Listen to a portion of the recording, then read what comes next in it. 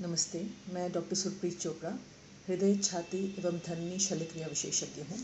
आज मैं आपको हार्ट से संबंधित कुछ लक्षणों के बारे में और उनसे जुड़े कुछ डिजीज़ेस और क्या उनका इलाज होता है, उपचार क्या हो सकता है और आगे अगर हार्ट अटैक हो तो क्या किया जाना चाहिए, इसके बारे में आज आपको मैं डिटेल में बताऊँगी।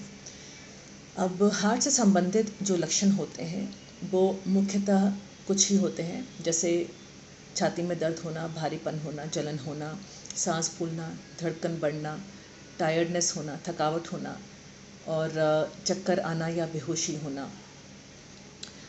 ये मुख्यतः कुछ लक्षण होते हैं जो कि इम्पॉर्टेंट होते हैं।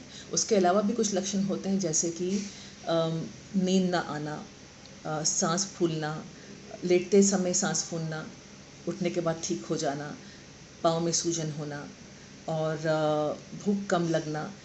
ये सब लक्षण जो हैं कुछ हार्ट से रिलेटेड भी हो सकते हैं। अब अगर छाती में दर्द हो, मान लो छाती में दर्द हो तो उसका आगे हमें कैसे पता लगेगा कि ये हार्ट का दर्द है कि नहीं।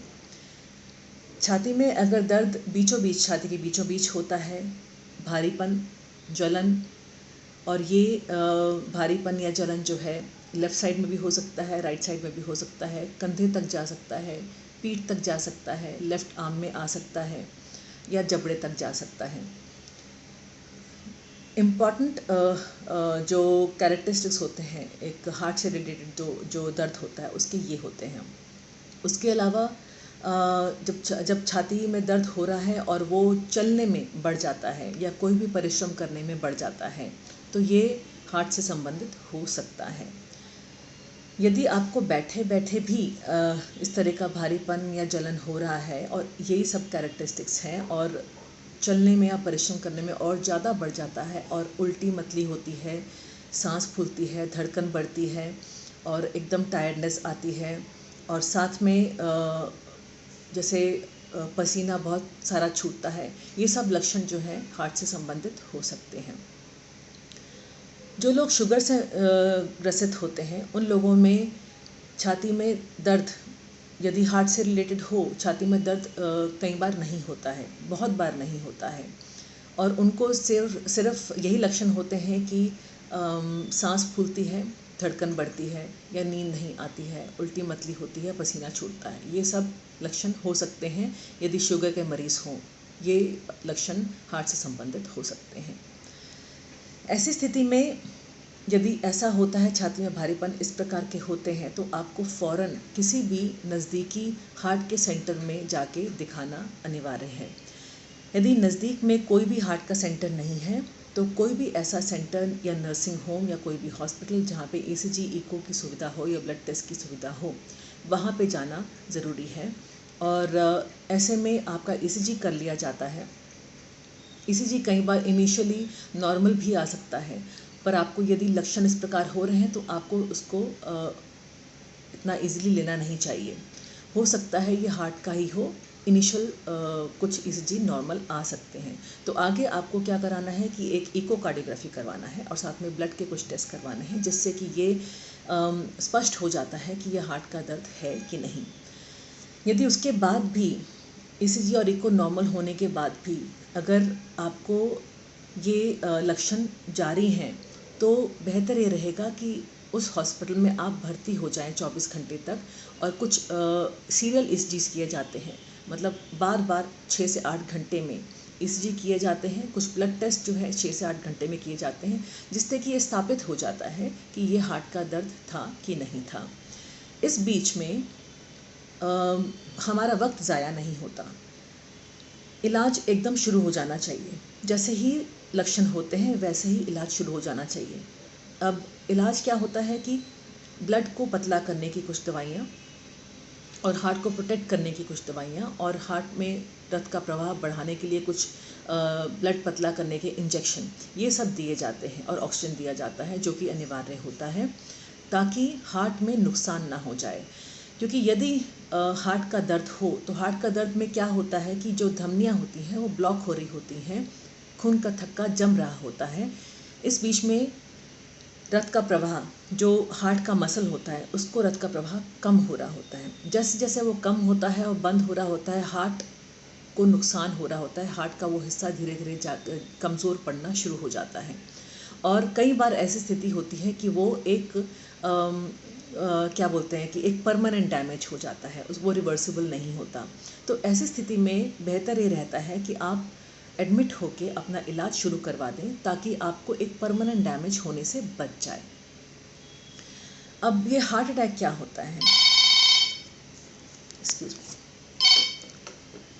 हार्ट अटैक क्या होता है? हार्ट अटैक दो प्रकार के होते हैं। एक माइनर अटैक होता है, एक मेजर अटैक होता है।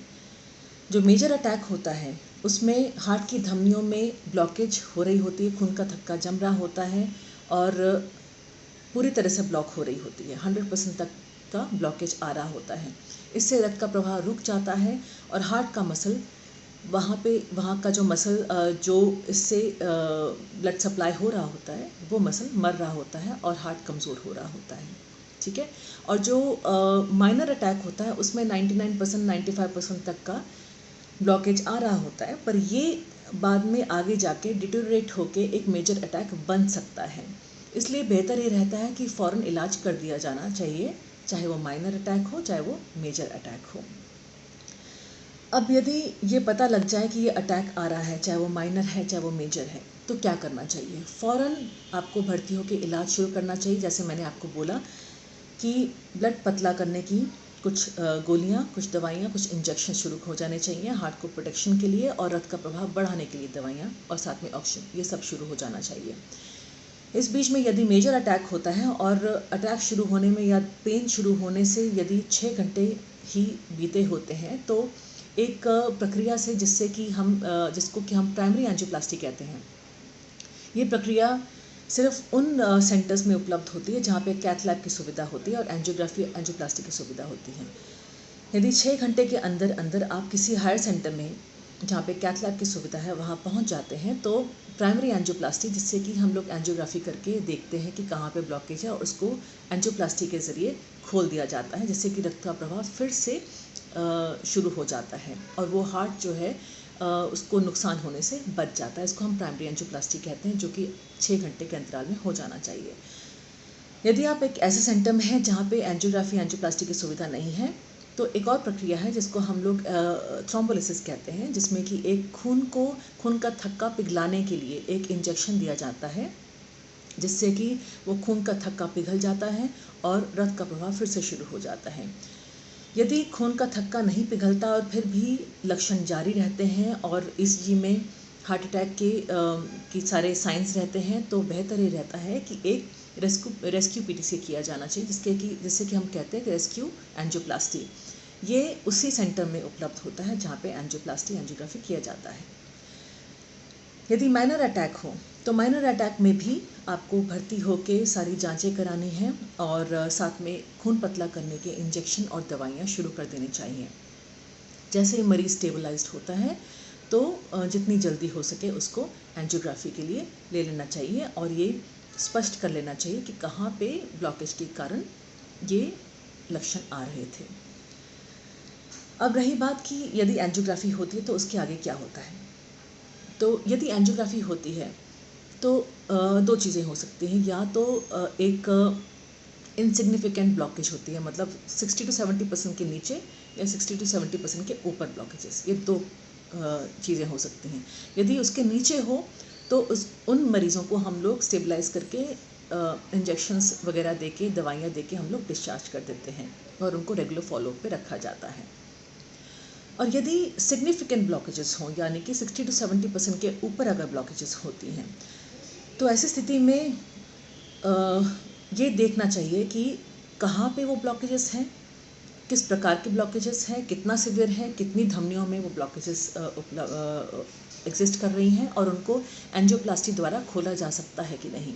यदि एंजियोप्लास्टी द्वारा खोला जा सकता है तो उन धमनियों में एंजियोप्लास्टी करके खोल दिया जाता है, मरीज़ को दवाइयाँ दे के पूरा कोर्स ख़त्म करके उनको डिस्चार्ज कर दिया जाता है और रेगुलर फॉलोअप पे रखा जाता है। यदि एंजियोप्लास्टी के लायक भी नहीं है वो धमनियाँ, तो उनको बाईपास के लिए हम लोग रेफ़र करते हैं। तो बाईपास के लिए कार्डियक सर्जन के पास जाते हैं और वो धमनियों को देखते हैं, उनकी स्टडी करते हैं और ये देखते हैं कि मरीज़ CABG के लिए, बाईपास के लिए फिट है कि नहीं। उसके हिसाब से आगे बाईपास की सर्जरी की प्रक्रिया के लिए तैयारी की जाती है।